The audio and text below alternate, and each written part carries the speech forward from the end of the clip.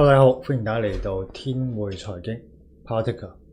今日同大家介紹保力加通道嘅第二個喇叭口，收口型喇叭口，亦都啦係我哋嘅一個逃命關鍵嘅喇叭口。咁從形態方面嚟講嘅話，我哋會見到一個股價啦，由高位急速咁樣去下跌，咁啦上軌急速咁樣啦掉頭向下，下軌加速向上。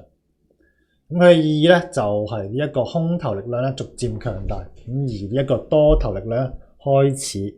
不斷咁衰竭，股價咧會處於一個短期大幅下跌嘅一個行情之中。好啦，我哋可以睇一睇收口型喇叭佢形成嘅一個條件啦。咁咧就係啦，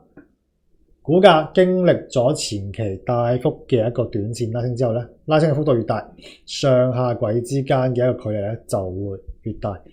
咁亦都意味住喺未來下跌嘅幅度咧，亦都有機會咧係越大嘅。咁從我哋嘅一個收口型喇叭可以睇得到我哋嘅一個賣點選擇啦。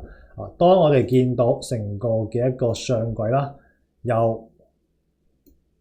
往上開始向下掉頭向下走，咁同時咧個股價咧跌穿咗呢一個嘅短期均線啦，或者係由上軌上方跌穿咗呢一個嘅上軌，都可以作為一個賣點嘅一個選擇。好，我哋亦都可以睇一睇我哋嘅一個例子。咁譬如話呢個位置啦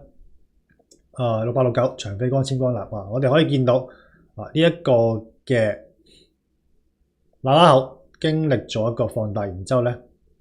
出現咗一個收口嘅一個態勢。咁同時啦，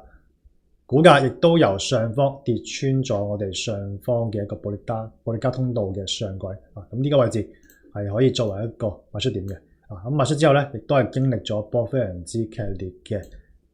下跌。記得訂閱加點讚，即可用專屬鏈接享受額外的迎新優享。